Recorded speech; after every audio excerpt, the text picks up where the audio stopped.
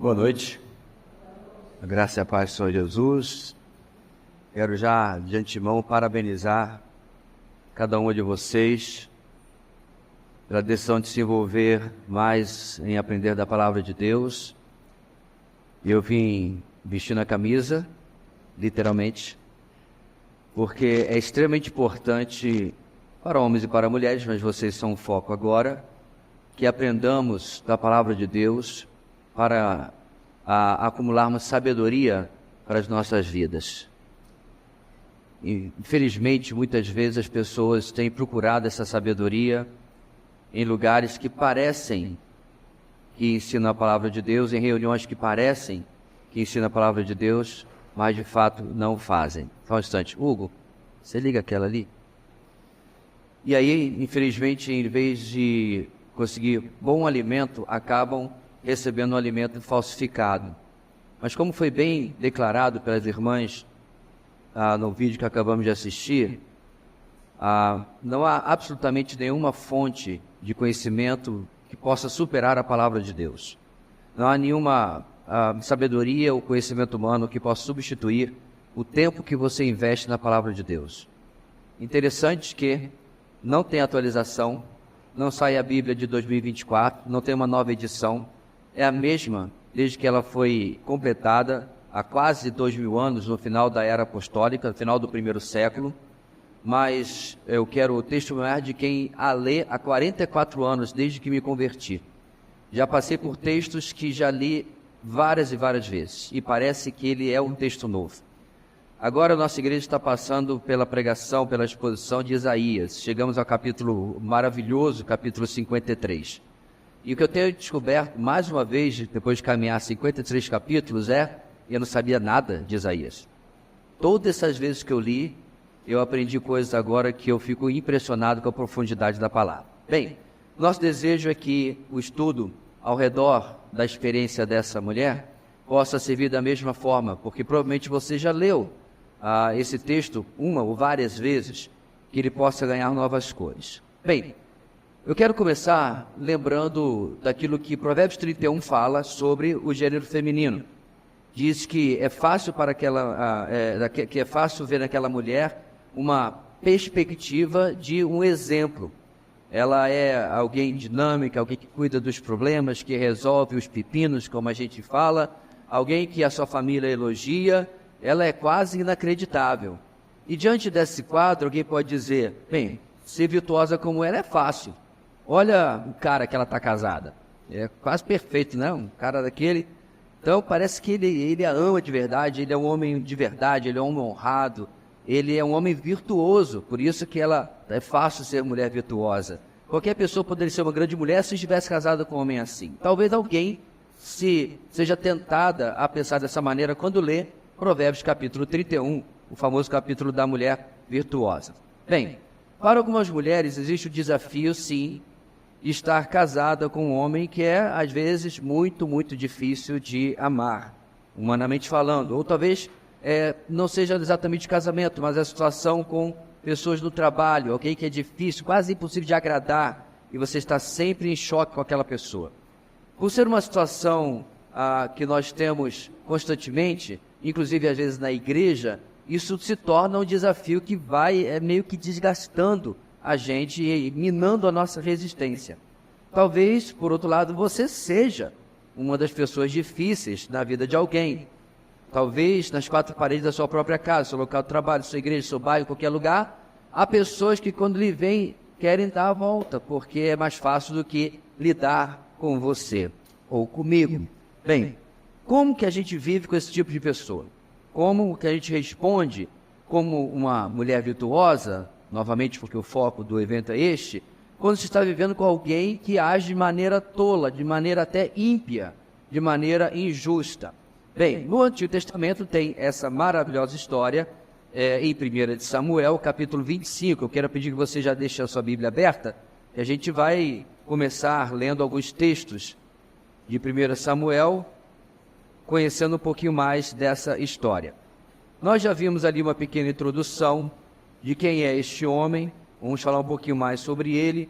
Ele, de fato, foi um homem maravilhoso. Ele tem, sim, as suas pequenas manchas, digamos assim, no seu histórico, no seu currículo, porque ele era simplesmente um pecador, como qualquer outro. Não era perfeito, mas ainda assim deixou uma marca indiscutível na vida do povo de Israel. Bem, nós vamos ser apresentado essa mulher nesse texto sobre a vida de Samuel, lá no Antigo Testamento. Ela não é uma pessoa muito conhecida como outras mulheres que a gente pode estudar, como, por exemplo, a Maria, a mãe física do Senhor Jesus, ou Débora, ou Isabel, a mãe de João Batista, ou outras tantas que nós conhecemos na palavra. Mas Abigail se tornou um dos personagens favoritos de muita gente no Antigo Testamento. Ela é, de fato, uma mulher extraordinária. Há muito que podemos aprender com a sua vida, não apenas com a sua vida, mas também com as circunstâncias que colocaram dois homens em especial ao redor dela. São os dois personagens principais, se a gente quiser colocar Abigail como protagonista, são os coadjuvantes principais da história dela. Em qualquer momento da sua vida, nós podemos, você e eu, relacionar a qualquer um desses três personagens. Ou seja, nós não estamos aqui começando uma caminhada, digamos assim, nos colocando, deixa eu me colocar com vocês, apenas no lugar de Abigail, mas de um conjunto, de uma história, um conjunto de personagens que muitas vezes pode falar profundamente a desafios que nós temos na nossa vida. Hoje meu filho perguntou por que nós somos como somos, por que temos uma tendência, a mais fraqueza numa área e o outro tem mais fraqueza nesta área. Como é que isso acontece? E foi uma conversa teologicamente profunda de alguns minutos, mas a verdade, gente, é que nós temos dentro de nós, da nossa alma, da nossa psique, variantes que vêm de muitas formas. Eu acredito piamente, inclusive, que o nosso próprio DNA transmite. Você já viu, inclusive, algumas fraquezas ou falhas de caráter no seu filho e que você tinha em si? O que demonstra que alguma coisa passou, infelizmente, até pela biologia, pelo temperamento que você transmitiu. Porém, nós também desenvolvemos as nossas fraquezas e partes fortes, fortalezas, se preferir, como nós reagimos com as situações ao nosso redor. Se alguém teve, por exemplo, uma infância muito difícil, talvez seja o seu caso, não necessariamente você vai ser um adulto amargurado. E tudo depende de como, muitas vezes, inclusive pela graça de Deus, você respondeu àquela situação. Então, esses personagens todos aqui vão nos ajudar a examinar a nossa vida. Bem, ao fazer esse estudo de caráter, queremos ver o que Deus tem para nos ensinar a respeito da nossa vida, olhando como esses personagens reagem naquilo que acontece na delas. Vamos começar lendo o versículo 1 do capítulo 25, porque ele dá o pano de fundo e por que a gente mencionou Samuel até agora, e não apenas porque está no livro escrito em parte por Samuel. Diz o versículo 1, Samuel morreu, e todo o Israel se reuniu e o pranteou, e o sepultaram onde tinha vivido, em Ramá. Samuel, como a gente sabe, era um homem de Deus, ele era profeta, ele era sacerdote e ele era juiz. Isso é muito interessante porque ele uniu em sua própria única pessoa três papéis extremamente fundamentais para a saúde espiritual do povo de Deus. No seu currículo ele tem o fato de ter ungido os dois primeiros reis de Israel. Ele unge a Saul, certo? Que é um homem grande, um homem bonito. Diz o texto que do pescoço para cima, do ombro para cima, perdão, ninguém passava a Saul, certo? É aquele camarada que as meninas suspiravam, né? As mães sonhavam para genro e assim por diante. Mas ele era também um nó cego. E aí tem que entrar em segundo momento, a Davi, que por outro lado era um menininho, era um adolescente quando é chamado. No texto mencionado no nosso podcast, Samuel pergunta se tem mais algum, aí diz, tem o Davizinho, está lá, né, no campo, né, está lá cuidando das ovelhas, olha aqui o meu primeiro filho, grandão, forte e tal. E aí Samuel diz, chame-o, porque não comeremos enquanto ele não vier. Porque Deus já tinha falado para Samuel, lembra? Não fique preocupado com a aparência desses aí. Esse grandão aí, esse que impressiona. Porque eu não vejo como você vê, como o homem vê. Nós vemos o exterior e Deus vê o coração. Conhece a passagem, né? Então essa história de como ele unge esses 2 reis. Então, quando Samuel morre, gente, a gente pode pensar, por exemplo, quando morre um presidente amado, um rei amado. O mundo para, né? Pelo menos no seu país, certo? Se você, infelizmente, não consegue lembrar isso no nosso país, lembra, por exemplo, quando Ayrton Senna morreu, né? Pega e transfere para um bom governante, um justo governante. Quem estava vivo na época, 1994, 1º de maio, o Brasil literalmente parou. São Paulo, onde ele foi enterrado, eram quilômetros de gente só para ver o carro do Corpo de Bombeiro passando com ele em cima. A mesma coisa você pode comparar com a morte desse homem. Ele era muito, muito amado.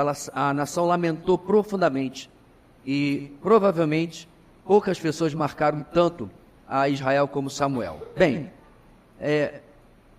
quando Samuel morreu, há esse sentimento de luto, mas de todas as pessoas que estavam sofrendo por causa desse momento, da perda desse homem de Deus, provavelmente Davi é um dos que mais sofreram. Porque Davi era, como foi mencionado ali, alguém que via Samuel como esse tutor, como esse exemplo para a sua vida. Ele foi ungido como próximo rei exatamente por Samuel. Contudo, Saul ainda estava no trono. E Saul, gente, ele era um egonomaníaco. Ele era egoísta, era voltado para e cheio de si mesmo. Ele era também um camarada extremamente seguro. Logo que ele viu como Davi tinha destaque, lembra daquela feita onde voltavam da guerra e as meninas cantavam, né, as mulheres cantavam, Saul matou seus milhares, mas Davi matou seus 10 milhares. E aí esse camarada inseguro, invejoso, começou a tentar matar a Davi, porque ele sabia que alguma coisa já estava indo contra si. O fato é que, para piorar, até o filho de Saul era melhor amigo de Davi. E assim as coisas não estavam indo muito bem. Houve uma profunda guerra e conflito entre Saul e Davi, ele tentando matá-lo durante muitos anos. E Davi poupou a vida de Saul pelo menos 2 vezes. Teve a vida de Saul nas mãos, literalmente. E uma delas ele estava usando uma caverna como banheiro, lembra? Conhece uma situação mais vulnerável para um camarada? E Davi estava no fundo ali. E o soldado, conselheiro de Davi, disse: eis que o Senhor lhe deu seu inimigo na sua mão. E Davi se recusou, cortou a ponta do manto de Saul, apenas para mostrar que tinha tido esta oportunidade. E você lembra como é que o texto fala? Quando ele cortou o manto de Saul, seu coração tremeu, ele teve uma angústia. Ele não derramou uma gota de sangue, mas ele já se viu transgredindo de alguma forma o que ele não deveria. Esse é Davi. Ele era realmente alguém diferenciado. Bem, e Samuel, profeta, como eu disse, como foi dito lá, ele funcionou de certa forma com esse meio de campo, esse amortecedor entre Davi e Saul, para que algo pior não acontecesse, mas aí, agora ele se foi. Nós podemos imaginar Davi se sentindo abandonado, vulnerável, sozinho, talvez até um pouco deprimido, desanimado, talvez se perguntando, bem, se não conseguir pegar o trono, assumir o trono quando Samuel estava aqui, e agora? Então ele talvez estivesse se perguntando, as promessas de Deus para a minha vida realmente se realizarão? Realmente eu vou me tornar aquilo que Samuel prometeu como rei de Israel? No meio desse tempo solitário, vulnerável, assustador na vida de Davi, nós chegamos à seguinte frase do versículo 1 que diz: então Davi se levantou e desceu ao deserto de Maom, ou Parã, onde fica provavelmente este deserto também, lá para o sul de Israel. Davi, no contexto, gente, do nosso capítulo 25 de 1 Samuel, tinha fugido do louco rei Saul que queria matá-lo. Ele é agora um fugitivo, ele tinha muita gente consigo, mas ele estava constantemente indo de um lado para outro, tentando ficar o mais longe possível de Saul, porque ele estava numa situação complicada. Saul queria matá-lo, mas ele não podia pensar em matar a Saul, porque era o ungido do Senhor, era o rei colocado pelo Senhor, e ele não se atrevia a isso. E aí ele vai cada vez mais para o sul para se afastar do rei. Nesse lugar, gente, Davi encontra um casal, e aí a gente começa a chegar na história que realmente nos interessa. Um marido e uma esposa, um casal que parece muitas vezes com muitos que a gente já conheceu. Como? Não necessariamente ele ou ela, mas a gente já conheceu casais assim. Um é uma pessoa piedosa, que ama e teme o Senhor. O outro é uma pessoa ímpia, difícil e às vezes até intragável. Talvez você tenha pessoas do seu relacionamento que são até assim. Talvez você tenha pensado, como que fulano casou com Beltrana, ou como que Beltrana casou com fulano. Eles são coisas opostas, água e óleo. Como é que eles estão juntos? Tamanha diferença de personalidade. E aí, Davi conheceu exatamente esse casal no texto que nós temos. Então, 3 personagens principais vamos ter nessa história. E quando você estuda a palavra de Deus, gente, preste atenção. Quando você faz um estudo que envolve personagens, quando aparece uma pessoa, é importante você se perguntar se aquela personagem é boa ou é ruim. Ok? Porque nem sempre é tão simples assim. Quando você tem Jesus, é mole, ele é bom, acabou, né? Teria discussão. Mas às vezes você tem pessoas que são como Pedro. Aí você vai botar na coluna esse é um camarada bom.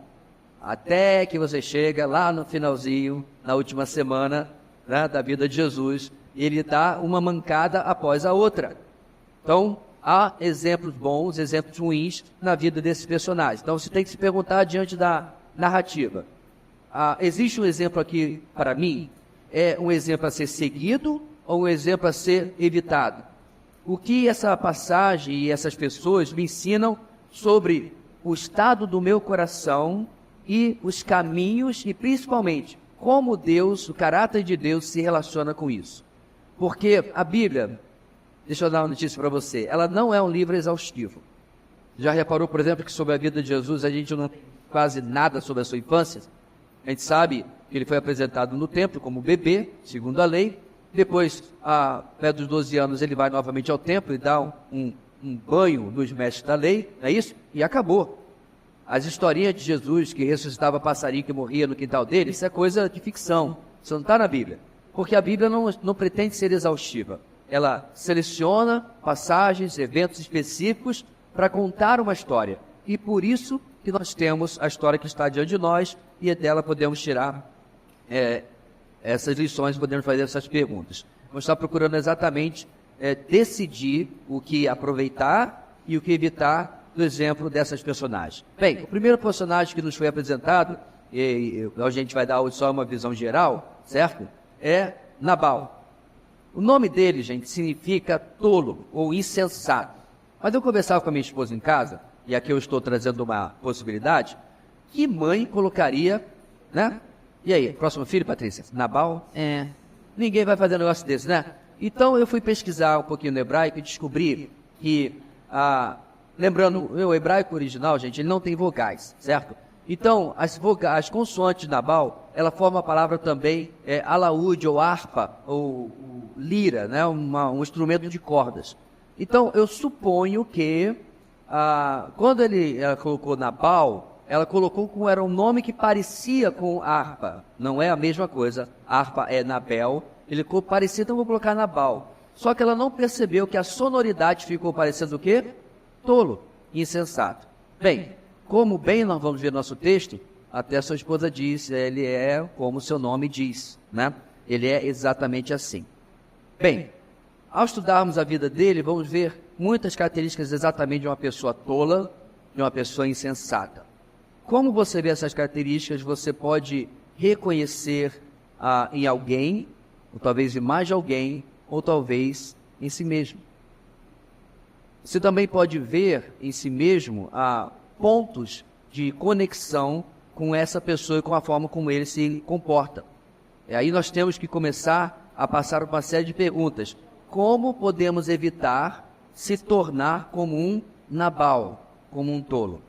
Como podemos evitar ter essas características que vamos ver nesse estudo na nossa vida? Porque mais importante do que apenas olharmos e apontarmos para alguém, mesmo que seja verdade, é examinar o nosso próprio coração. O comportamento tolo de Nabal evocou 2 tipos muito diferentes de resposta nos outros 2 personagens da nossa história. Primeiro havia Davi, o homem que ia ser rei. Ele havia sido designado por Deus para ser rei, mas ele ainda era um fugitivo de Saul. A resposta de Davi, quando ele se encontrou cara a cara com esse homem tolo, com Nabal, ele foi de alguém que foi provocado. Ele perdeu o controle. Ele estava tentado a responder na mesma medida, da mesma forma, de dar o troco da forma como Nabal o tinha tratado. Isso já nos traz um ensinamento sobre o perigo que é quando nós, em uma situação assim, nos focamos no comportamento da pessoa como tolo e acabamos respondendo na mesma medida, como acabamos repetindo a tolice com a qual somos tratados. Na verdade, conforme chegarmos a ver a nossa história, veremos que a resposta de Davi, de fato, seria ainda pior do que Nabal, de como Nabal o tinha provocado. Veremos nessa história que mesmo as pessoas mais piedosas, como é que era o codinome de Deus para Davi? O homem segundo o meu coração. É o que Deus falou sobre ele? Bem, então a gente vai aprender que mesmo as pessoas mais piedosas, às vezes, agem de maneira ímpia, de maneira tola. É por isso que todos nós precisamos, gente, de conselhos sábios, cercar-nos, inclusive, de pessoas que nos deem esses conselhos. Precisamos de pessoas piedosas ao nosso redor, que nos ajudarão a ver quando estamos sendo tolos e quando necessário nos confrontarão, nos amarão o suficiente para entrar na nossa frente, de cara a cara para nós e falar a verdade para nós, como Abigail fez com Davi aqui, como Natã, muitos anos depois, faria também com o próprio Davi, sendo esse instrumento. Precisamos de pessoas que nos deem conselhos piedosos, como agirmos quando estamos lidando com pessoas tolas, com pessoas difíceis. E precisamos aprender a ouvir este conselho, ponderá-lo, aceitá-lo, certo? E atender a direção que está nos apontando. Isso é o que é verdadeiramente humildade. Algo que, com certeza, todos nós, um ponto ou outro, lutamos. Por que eu sei disso? Porque um defeito, irmãs, inato do ser humano é o orgulho. A pessoa mais humilde que você possa conhecer, ou que na sua avaliação é, de fato, tem um coração orgulhoso, um coração independente, um coração que raramente reconhece o quanto é pequeno ou pequena diante até de pessoas e principalmente diante do Senhor. É um problema que carregamos dentro do nosso coração. Vamos ver em Davi um homem que, embora inicialmente tendo respondido de forma tola, estava disposto a ouvir conselhos sábios e mudar o seu curso, a mudar de direção quando percebeu que estava errado diante daquilo que ouviu. O terceiro personagem, como já até mencionamos, é claro, é a própria Abigail. Ela modela uma resposta incrível para como lidar com pessoas tolas.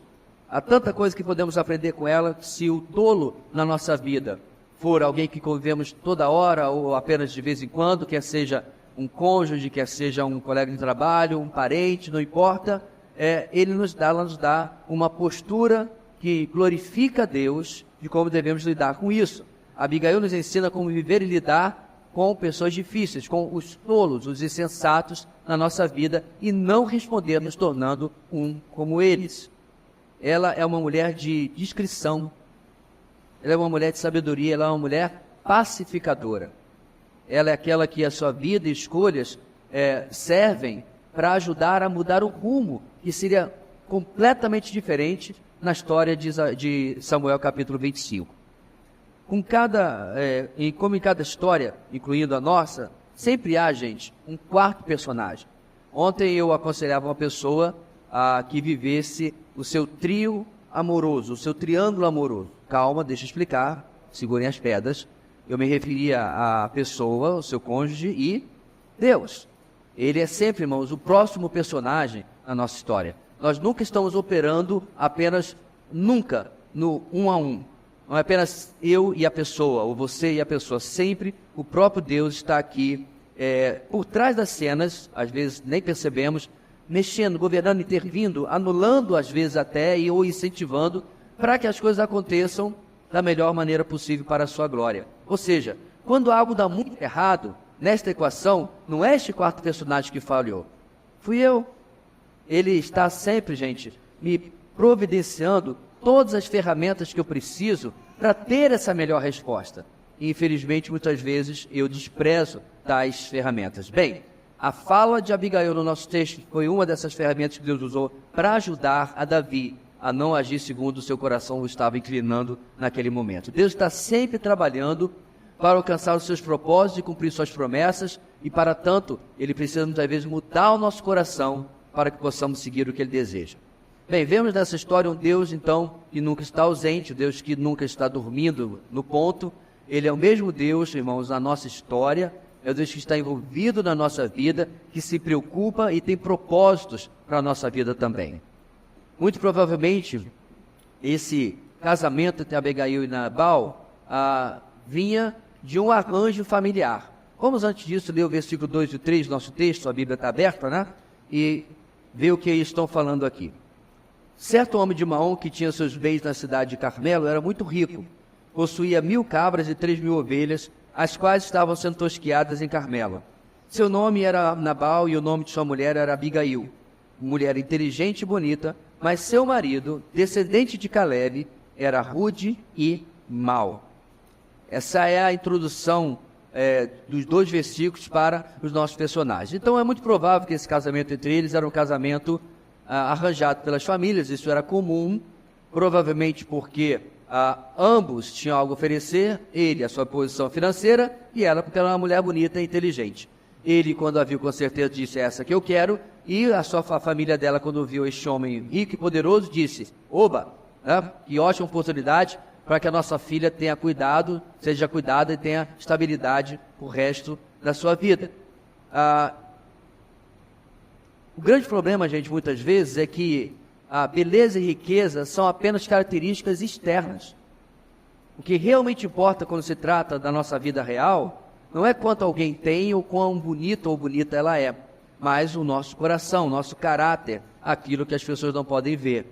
E no caso desse casal, a diferença de seus corações, seu caráter, dificilmente poderia ser mais extrema.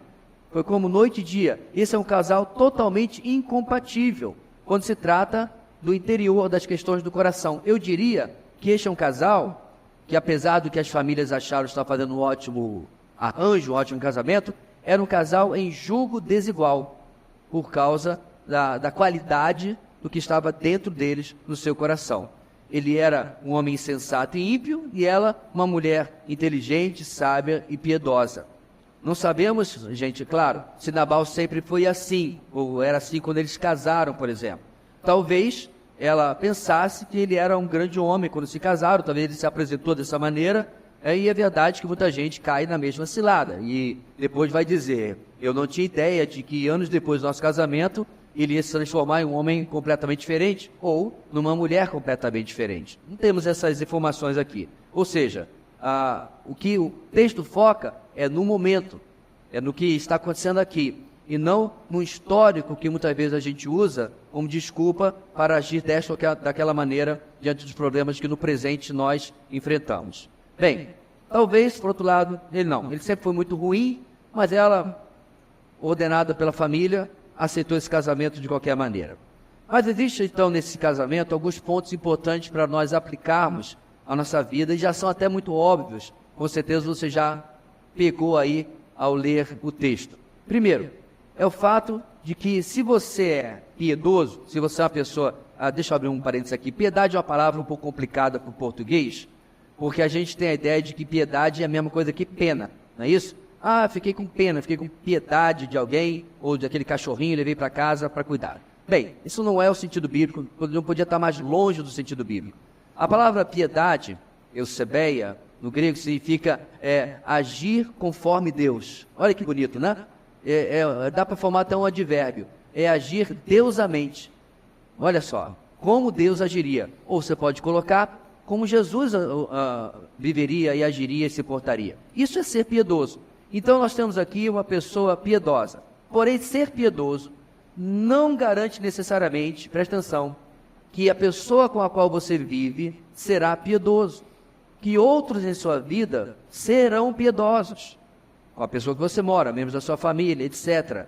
O fato de você ser uma pessoa piedosa não garante que as pessoas ao seu redor serão pessoas piedosas também. E mais, nem garantem que elas vão mudar com o tempo. Bom exemplo não é garantia de sucesso na mudança na personalidade, no caráter dos relacionamentos ao seu redor. Seria maravilhoso se fosse. Eu vou dar uma prova de que isso é verdade. Judas. Jamais haverá um ser humano que tenha vivido com uma pessoa mais maravilhosa que ele. Mais bondosa, mais amorosa. O que você quer mais colocar aí? mas servo, e Judas continua sendo Judas. Ele teve o melhor mestre durante 3 anos e não aprendeu nada. Não havia pessoa mais santa, mais piedosa do que o Senhor Jesus, e lá estava Judas. Então essa é a primeira coisa que a gente pode tirar. E aí a gente pode perguntar, parece que você está me dizendo que se eu viver uma vida piedosa, ou alguém já me disse, se eu viver uma vida piedosa, o meu marido, minha esposa, vai ser piedoso também. Não, de maneira nenhuma, não é isso que a palavra de Deus fala. As Escrituras ensinam que alguém piedoso pode ter uma poderosa influência sobre um companheiro ímpio, mas não há garantia de que sua escolha de viver o caminho de Deus vai mudar as pessoas ao nosso redor de tolos, de nabaus, para outra coisa. Na verdade, a gente pode até nunca mudar. Com certeza você já conhece histórias assim. Uma segunda aplicação: você não tem que deixar um homem, uma pessoa áspera, mal educada, mal comportada, transformar você em uma mulher áspera, mal comportada, mal-humorada. Essa não é uma licença para o mau comportamento. Essa não é uma licença, um passe livre para me comportar assim. Eu ajo dessa maneira porque você não conhece fulano, ou Beltrana, ou quem quer que seja. Eu sou assim porque o meu pai... Não existe essa desculpa na palavra de Deus, de forma alguma. De fato, meu gente, essa é uma das coisas mais poderosas dessa história. O fato de que seu companheiro, alguém que você tem que viver ou trabalhar, ou não importa, conviver, numa base regular, o fato de que mesmo eles sendo ímpios, rudes, insensatos, não significa que você tem licença ou vai se tornar da mesma maneira. Você tem uma escolha, você pode andar em outro caminho. Ou seja, nós tendemos a sentir que nosso nível de piedade ou espiritualidade, de certa forma, está amarrado, ligado, conectado, condicionado às pessoas ao nosso redor. Elas nos fazem agir ou reagir dessa maneira. Ninguém, porém, pode fazer você reagir de qualquer maneira, muito menos de maneira ímpia. O fato de você ter que viver com uma pessoa que é ímpia não significa que você não pode ser piedoso de outra forma. Seu personagem, suas respostas, não precisam ser controlados pelas respostas de outros. Uma das coisas que eu gosto nessa história, gente, é quando entramos nela, nós não sabemos tudo que veio antes, mas sabemos que Abigail tem vivido com esse homem duro e mal comportado. Sabemos que isso tinha tudo para afetá-la. Ele estava morando com o homem, mas não é isso que nós encontramos no nosso texto. Mas é óbvio que ela não tinha deixado Nabal destruir quem ela era, o que ela poderia ser. Ela ainda era, e o texto vai dizer isso, uma mulher inteligente, sábia, piedosa, bela por dentro e por fora. Ela não deixara o comportamento dele controlá-la. Ela ainda era uma pessoa por dentro, mais bonita até, eu diria, do que ela era por fora. E o mais importante, ela não tinha perdido a sua fé nas promessas de Deus, só porque ela estava vivendo com uma pessoa, com esse homem perverso, que provavelmente em nada temia Deus. Na verdade, ele não mudou, não teve nenhuma melhora, e ela continuava no seu curso, vivendo uma vida piedosa. Bem, nós somos apresentados pela primeira vez a Nabal nessa história, e depois Davi e Abigail. O versículo 2 nos diz então que esse homem rico, esse homem influente, e à medida que vamos lendo a história, e vamos ver nas próximas aulas, uma das coisas que a gente vai ver, óbvio, é que há armadilhas potenciais naquilo que esse homem teve de bênção na sua vida, que foi a sua riqueza. Infelizmente, essas coisas não são necessariamente verdade para todas as pessoas que são ricas, mas muitas vezes essas pessoas se tornam extremamente independentes, extremamente, até alguns deles, achando que não precisam de ninguém, e realmente não querem saber da ajuda de ninguém. Às vezes com pessoas que são muito ricas pelos padrões, né, da sociedade, é difícil saber, inclusive, se é possível ser honestas com elas. Como é que elas vão receber se você as confrontar? Ninguém consegue conversar com ele, é o que está no nosso texto. Mais adiante você vai ver isso, essa é a opinião dos seus próprios trabalhadores. Ou seja, ele não era apenas difícil para Abigail, era para outras pessoas também. Ninguém podia confrontá-lo. É muito poderoso, as pessoas tinham medo dele, as pessoas provavelmente pisavam em ovos ao seu redor. não diziam exatamente o que ele precisava ouvir para poder mudar. Mas todos nós, por outro lado, gente, precisamos de espelhos em nossas vidas. Qual é a função de um espelho? É mostrar que alguma coisa está errada com a sua maquiagem, né? É mostrar que o seu cabelo, não o meu nunca está fora do lugar. Que benção. Está fora do lugar. Precisa melhorar no corte. Gostou, né, irmã? Mas o espelho também mostra muitas vezes que tem uma coisa no dente. O espelho revela quem você é. E nós precisamos, gente, de pessoas que sejam o espelho da nossa vida. Pessoas que possam chegar e dizer para ele: Nabal, você está errado. Você está agindo como tolo. Mas no caso dele, quem fazia isso, corte a cabeça. Perdia completamente a possibilidade, porque ele era uma pessoa difícil. Então as pessoas tinham medo dele. Às vezes, quando você tem um monte de riquezas, pelos padrões humanos, padrões do mundo, é fácil nós assumirmos que as pessoas têm as piores intenções e ser negativo com todos, inclusive como Nabal vai ser, a gente vai ver com Davi. Provérbios 18, 23 traz uma ideia interessante. Olha só, o pobre implora misericórdia. Olha que interessante. Implora misericórdia. Eles pedem, eles suplicam, eles imploram. Mas o texto vai dizer: mas os ricos respondem grosseiramente. Então, veja bem, a Bíblia não é pró-pobre e contra rico. Isso é uma questão da nossa natureza. Você já conheceu alguém que não tinha nada, chamado dinheiro novo, novo rico? Quando enricou, ficou irreconhecível? Porque, infelizmente, isso corrompe a natureza de algumas pessoas.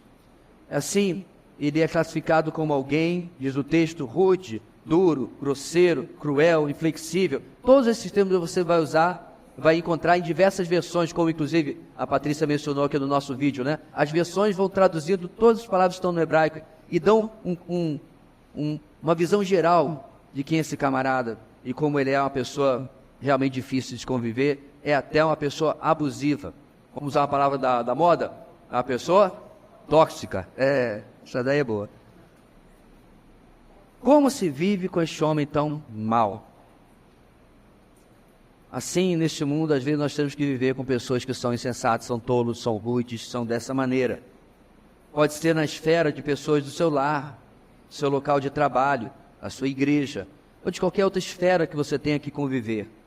Nós vamos ver, gente, nesse estudo, que há uma maneira de lidar com essas pessoas na nossa vida, e há uma maneira de não lidar com essas pessoas na nossa vida. A Escritura diz que não só ele era assim, rude e áspero, ele era mal comportado. A NVI diz que ele era grosseiro e malvado em seus negócios, ele era corrupto.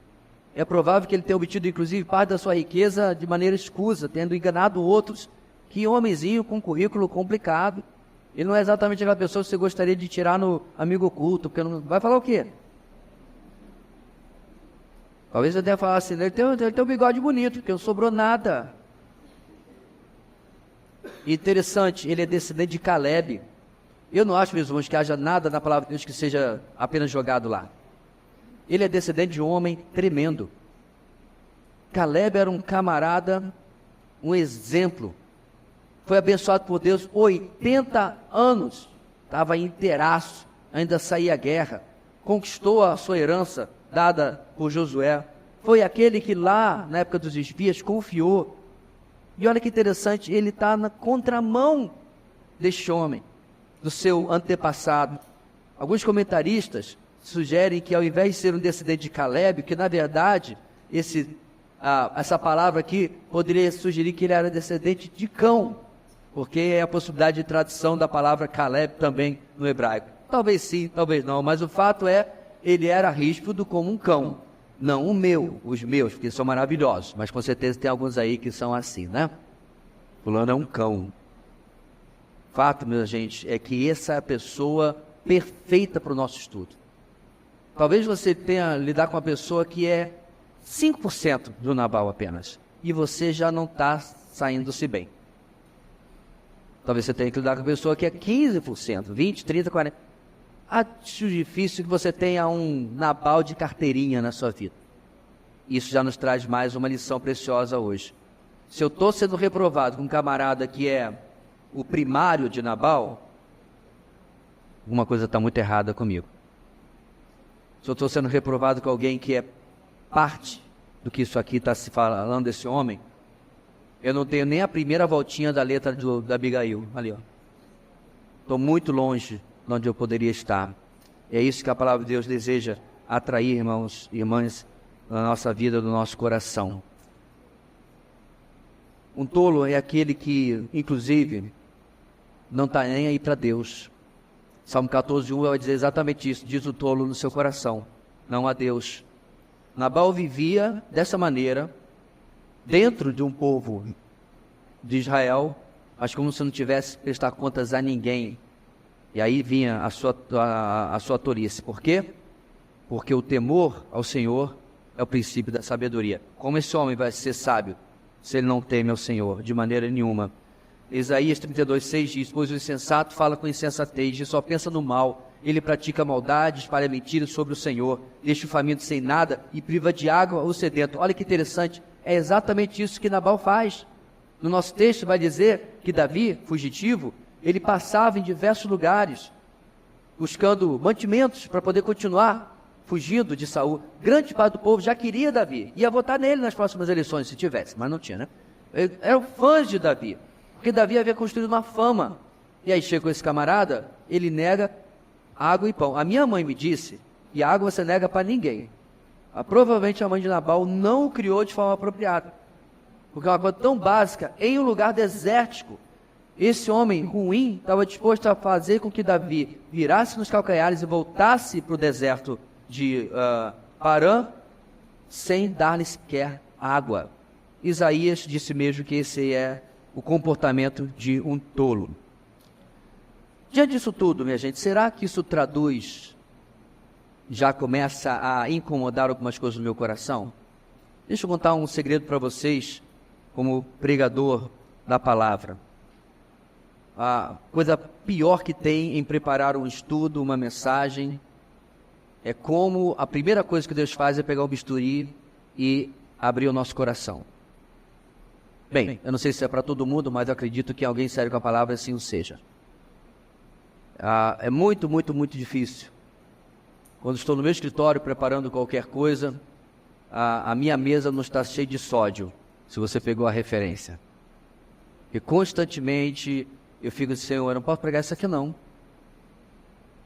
Essa área, isso é ruim da pregação expositiva, não dá para pular texto. E frequentemente, quando nós vamos para a palavra de Deus, minhas queridas, Deus vai pegar o bisturi. E talvez no devocional que também foi mencionado ali, você tenha a tentação de pegar o devocional e ficar pensando: tomara que meu esposo esteja fazendo devocional hoje, não tenha esquecido, ou meu filho, ou minha filha, ou meu pastor. Ele está precisando desse texto bem aqui. E Deus quer pegar o bisturi e mostrar, na verdade, o meu coração. Eu sou às vezes impossível de tratar. As pessoas não são honestas comigo porque acham que eu sou intratável e vou explodir. Sou arrogante, orgulhoso, áspero, rude. Posso assumir negativamente de outros, pressupondo que elas têm piores intenções. Eu respondo mais ou menos com graça ou geralmente com dureza. Se eu agir dessa forma, se eu falo dessa maneira, se eu falo de um jeito parecido com isso, o que isso traduz para o meu coração? A minha oração, gente, é que durante essas semanas, cada um de nós possa ser incomodado por Deus. Uma coisa boa do bisturi do Senhor é que ele só serve para o nosso bem. O médico humano pode errar com o bisturi nas mãos, mas o Senhor nunca. Ele vai abrir o nosso coração e mostrar exatamente aquilo que está lá, mostrar o oposto na sua palavra e dizer: isso é o que eu quero de você. Que nós possamos passar por essas semanas com essa experiência de transformação, de confrontação e com o desejo de que, mais do que tolerar a maldade, a crueldade, a rudeza ao nosso redor, a gente possa aprender a lidar de maneira abençoadora, para que, principalmente, o Senhor seja glorificado em toda e cada uma das nossas reações nos nossos relacionamentos. Amém. Deus querido, muito obrigado pela Tua palavra. pelas semanas que vão se seguir e pela possibilidade de nós termos, a liberdade que temos de estudar. Eu já quero orar, ó Deus, pelos desafios que vão acontecer, que certamente o nosso inimigo não está nada satisfeito pelo nosso compromisso de estudar a Tua Palavra. Que obstáculos, talvez enfermidades, desavenças, problemas em geral, sejam por nós lidados de maneira a removê-los do caminho para mantermos o nosso projeto, nosso compromisso a cada semana, estarmos em cada encontro e aprendermos mais do Senhor. É o que oramos em nome de Jesus. Amém.